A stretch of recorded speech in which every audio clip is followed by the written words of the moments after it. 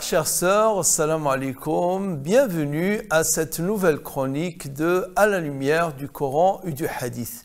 Nous arrivons par la grâce d'Allah, son assistance et son aide, nous le louons pour cela, à la 25e partie du Coran, au Juz 25. Ce Juz 25 qui contient la deuxième partie de Surat Fussilat à partir du verset 46. Ensuite, il y a la Sourate Ash-Shura qui fait partie de cette partie, Sourate Ash-Shura sur laquelle nous devons nous attarder pour clarifier certaines choses. Après Sourate Az-Zukhruf vient Sourate Ash-Shura, vient Sourate Az-Zukhruf. Az-Zukhruf, l'ornement ou bien les ornements d'une manière générale. Et ensuite, Sourate Ad-Dukhan. Sourate Ad-Dukhan, la fumée, qui est une sourate mécoise, elle contient 56 versets.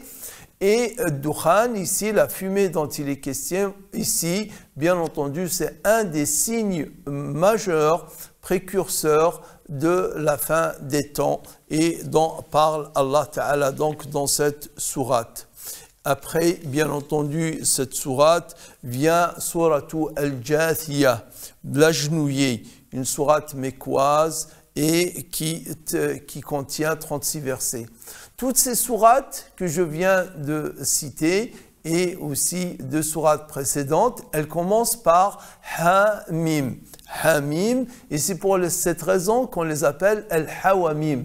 En arabe, ils ont comme ça des expressions techniques, comme pour parler de la hawla wa la quwwata illa billah, ils appellent ça al-hawqala, ou bien le bismillah, on appelle ça al-basmala.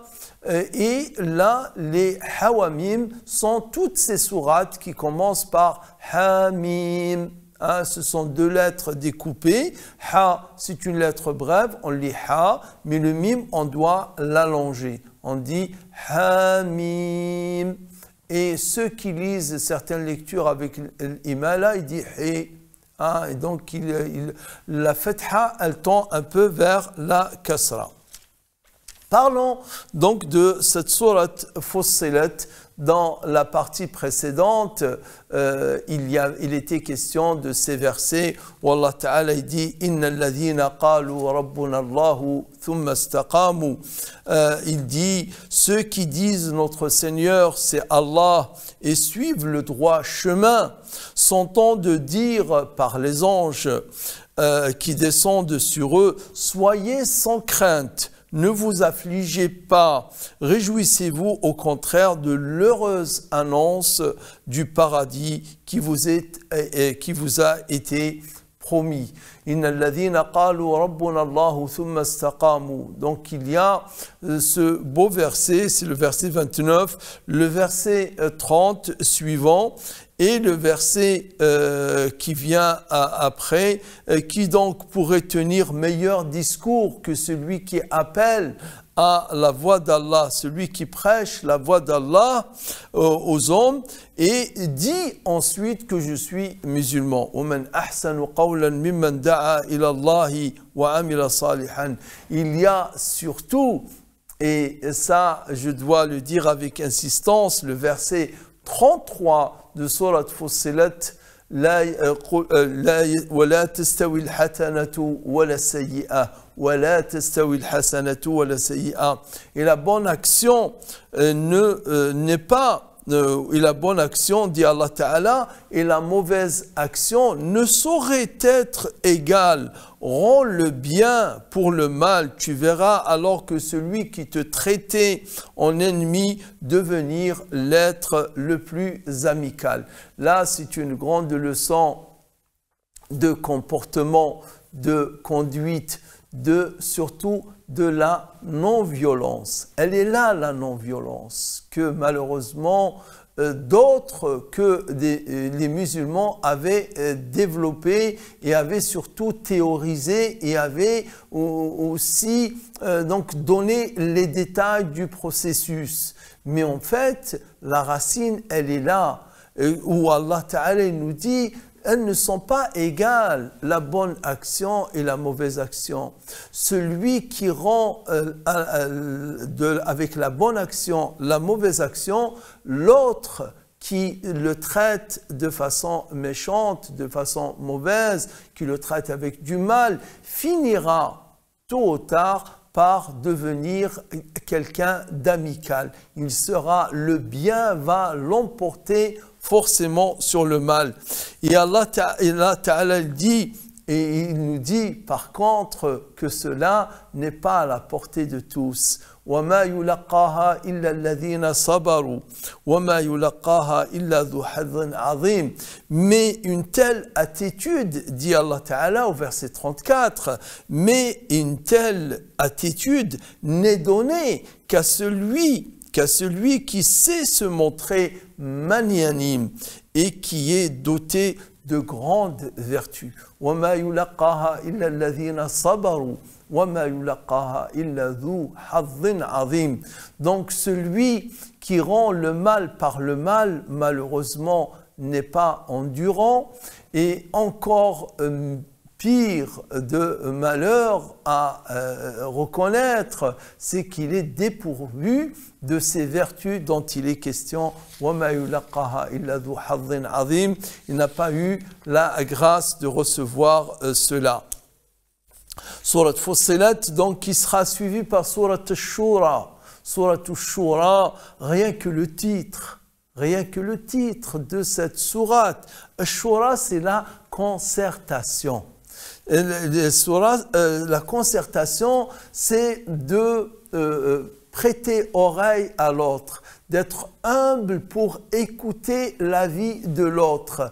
Le shura, c'est de se mettre au même niveau que les autres, même si une personne est instruite, même si elle a plus d'autorité que les autres, même si elle a plus de légitimité que les autres, ce n'est pas pour autant qu'elle décide seule, mais elle doit concerter les autres. Allah, s'adressant au prophète, pas dans cette sourate, mais dans une autre sourate, il dit « وَشَاوِرْهُمْ فِي الْأَمْرِ وَإِذَا عَزَمْتَ فَتَوَكَّلْ عَلَى اللَّهِ » Consulte-les, dit Allah au prophète Mohammed sallallahu alayhi wa sallam. Concerte-toi avec eux, applique la concertation avec tes compagnons. Et ici, Allah ne parle pas du prophète sallallahu alayhi wa sallam, il parle des vertueux, il parle des vrais croyants, il parle des véritables et authentiques musulmans. Que amruhum shura baynahum, les gens qui ont cette grâce, qui ont reçu la grâce d'Allah Ta'ala, ils se comportent de cette manière-ci, à savoir, ils se concertent entre eux.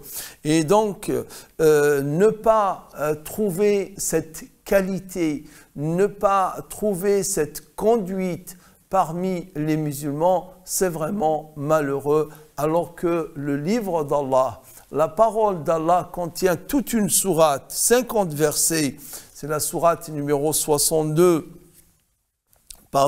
c'est la sourate numéro 42, et qui contient 50 versets et qui parle de cette shura que doivent appliquer les musulmans entre eux.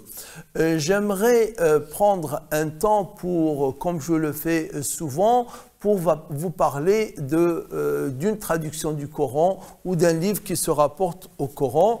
Et cette fois-ci, je vous parlerai d'Ibn Badis. Ibn Badis, commentateur du Coran, c'est Ali Merad. Ali Merad, spécialiste de l'islam contemporain, décédé à l'âge de 87 ans en 2017. Il était grand professeur à la Sorbonne, par la suite grand professeur à Lyon, spécialiste des sciences islamiques. Il est né à la ville de Larwat en arabe, en Algérie. Il était étudiant déjà dans les années 50. Il participait au dialogue interreligieux musulman et chrétien. Professeur en 1962 à l'université de Lyon, il a soutenu une thèse de doctorat en 1967 dont le thème était le réformisme musulman, à savoir le mouvement auquel avait adhéré Ibn Badis, l'imam Ibn Badis, et dont il était le leader depuis les années 30 jusqu'à son décès en 44. Et donc, soucieux de la représentation des musulmans français, il recommandait une politique éducative préventive contre l'intégrisme. Ali Merad, qui est connu pour sa pondération, pour surtout sa grande connaissance. Donc, nous écrit ce livre commentateur du Coran. Il nous parle d'Ibn Badis et de son commentaire du Coran qu'on appelle Majalisu al-Tadhkir في تفسير كلام Allah Ta'ala. Donc, depuis plus d'une dizaine d'années, la personnalité et l'œuvre du Cheikh Abdelhamid Ben Badis, 1889, pardon, donc il est décédé plutôt en 40, le 16 avril 1940, ont été au centre de nos recherches. Le présent travail a pour objet de faire connaître d'une manière approfondie la pensée religieuse du grand réformateur algérien auquel est consacré l'essentiel de notre précédent livre, le réformisme musulman en Algérie de 1925 à 1940. Comme son titre le laisse prévoir, cette étude est directement axée sur l'enseignement coranique d'Ibn Badis, Majalis al-Tadhkir, séance d'édification ou bien de rappel. Ibn Badis tenait à la mosquée verte qu'on appelle le Masjid al-Akhdar, ou Jami' al-Akhdar, à Constantine, une assise quotidienne où il faisait de l'exégèse du Coran et il prenait une partie, quelques versets, et il expliquait ça aux fidèles et à ses étudiants présents à cela.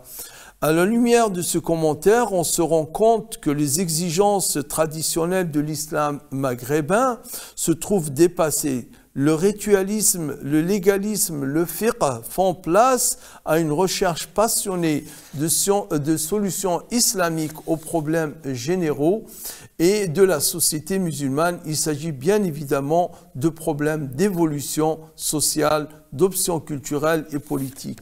Donc Ibn Badis a montré que le Coran n'est pas seulement une parole que nous récitons, ce n'est pas seulement une parole que nous devons expliquer selon les exégètes des siècles précédents, mais c'est une lumière dont il faut puiser donc à sa lueur, marcher et cheminer vers Allah en société, dans sa vie privée, dans sa vie familiale et dans sa vie sociétale et vis-à-vis des autres. Nous passons à présent à la deuxième partie. Je vous prie de rester avec nous pour écouter à la lumière du Coran et du Hadith, la partie concernant le Hadith.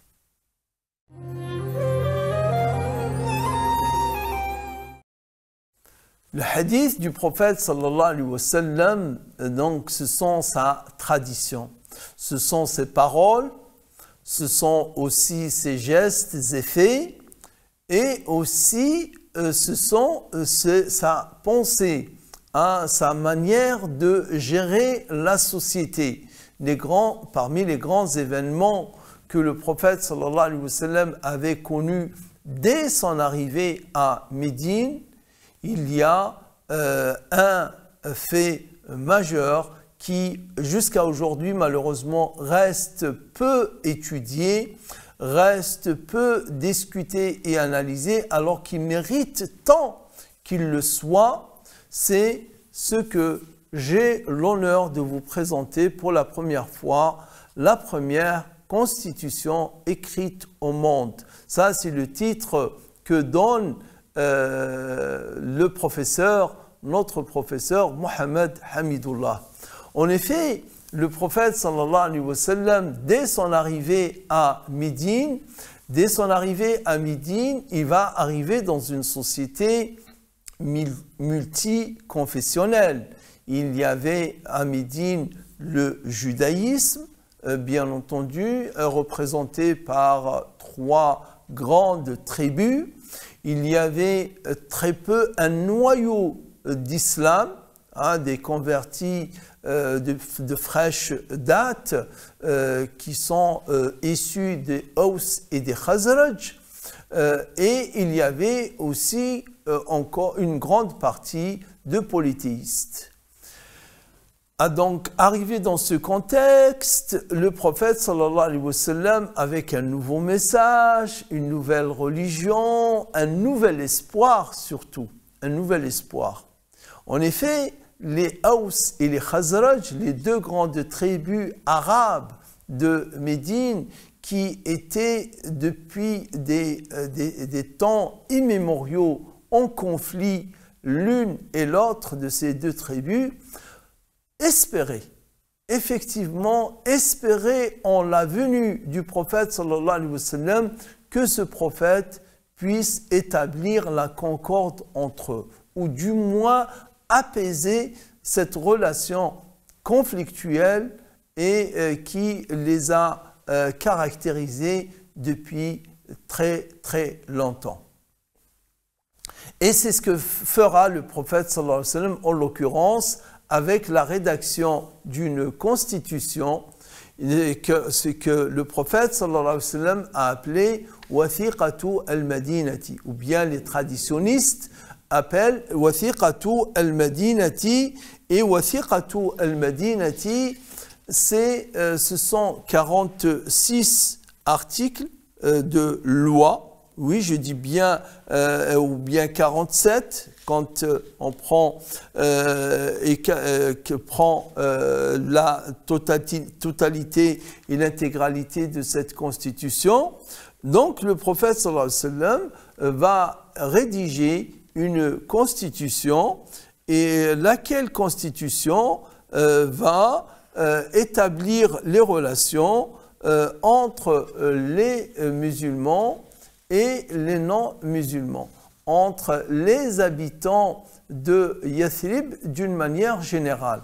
Pour bien comprendre cette constitution, il faudra remonter aux traditions de l'époque.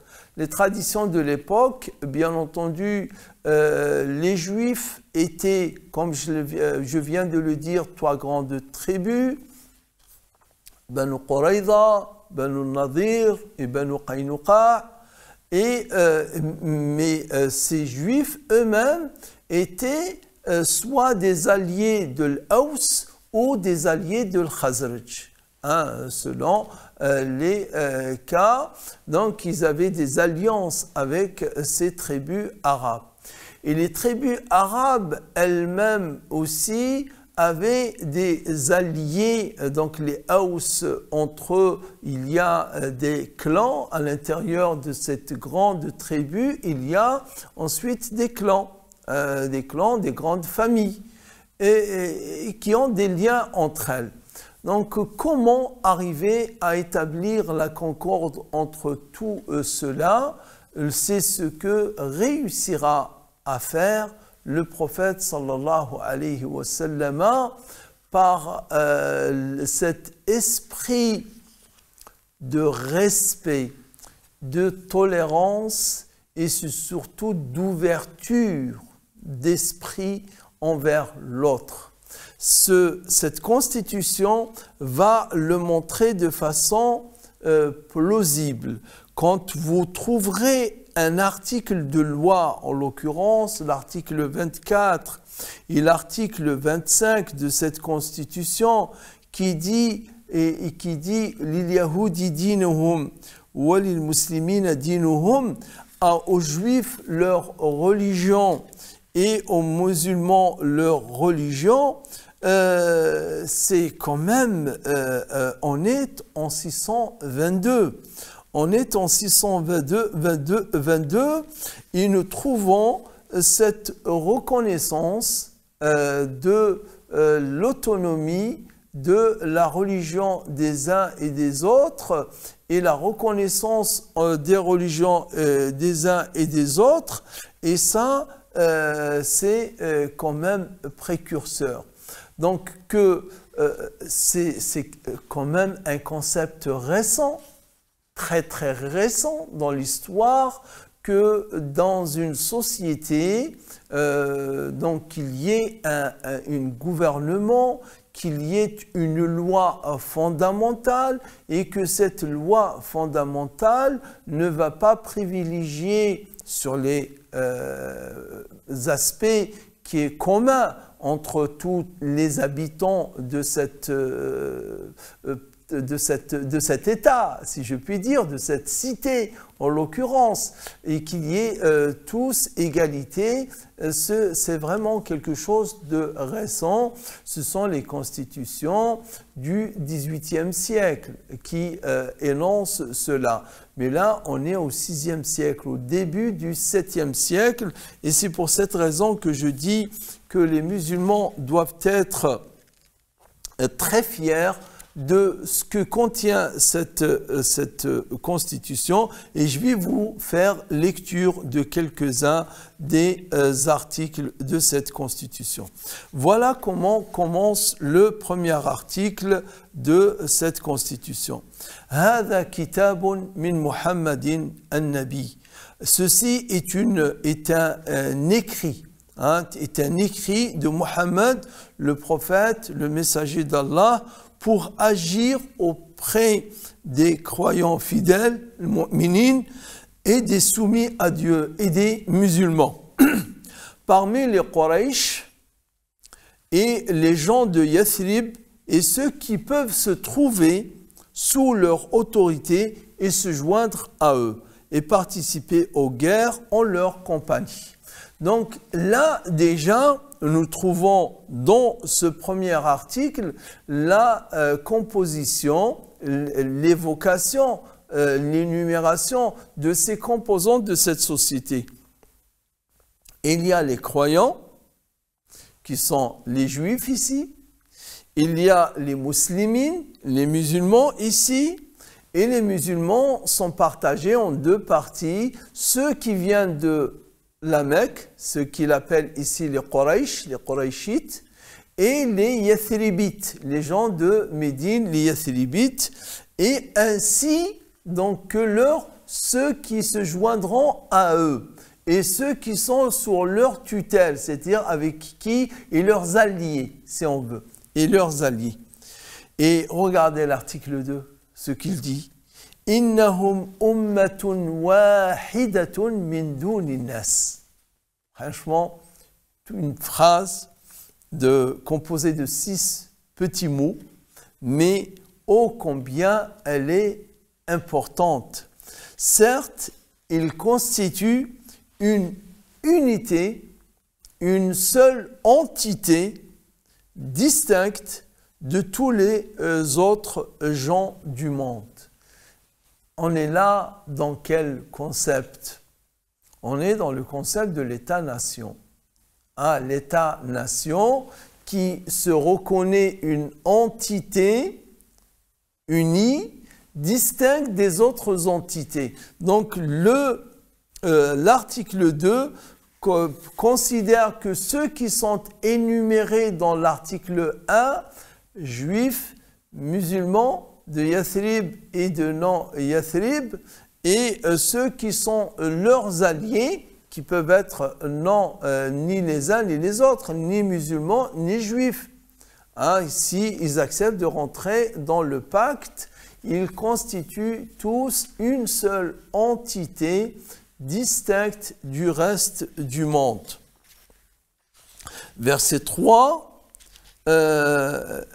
les émigrants parmi les Quraysh seront responsables de leur propre circonscription, riba, ils payeront leur propre prix de sang en collaboration mutuelle et assureront la libération de leurs prisonniers en payant eux-mêmes leur rançon afin que les transactions mutuelles entre les croyants soient conformes aux principes de bonté, al-ma'rouf, et de justice établie. Et donc, il va dire la même chose, wa banu Awfin, pareil, wa banu al-Harith, pareil, wa banu Sa'ida, pareil, wa banu Jusham, pareil, wa banu Najjar, pareil, wa banu Amr, idem, Et là, il va consacrer un article presque du copier-coller. Les mêmes droits qui sont accordés à tel clan sont accordés à telle tribu, je veux dire, sont accordés à telle autre tribu, et ainsi de suite. Vont être égrenés article après article pour parler de cette relation. Et il dit, article 17, « Certes, la paix des croyants sera unique, et en cas de guerre dans le sentier de Dieu, aucun croyant ne conclura de paix avec l'ennemi séparément des autres croyants, à moins cette paix ne soit identique et qu'elle engage également chacun. » Donc il y a de la discipline, il y a un esprit d'entité compacte, et tout ça, bien entendu, nous montre combien le prophète sallallahu alayhi wa sallam, regardé par sa propre intelligence, mais surtout par inspiration d'Allah, qui va lui inspirer un document aussi merveilleux et aussi futuriste que cela. Je vous laisse et à une prochaine chronique, Inch'Allah. N'oubliez pas de partager autour de vous toutes ces chroniques en vous remerciant. Wassalamu alaikum wa rahmatullah.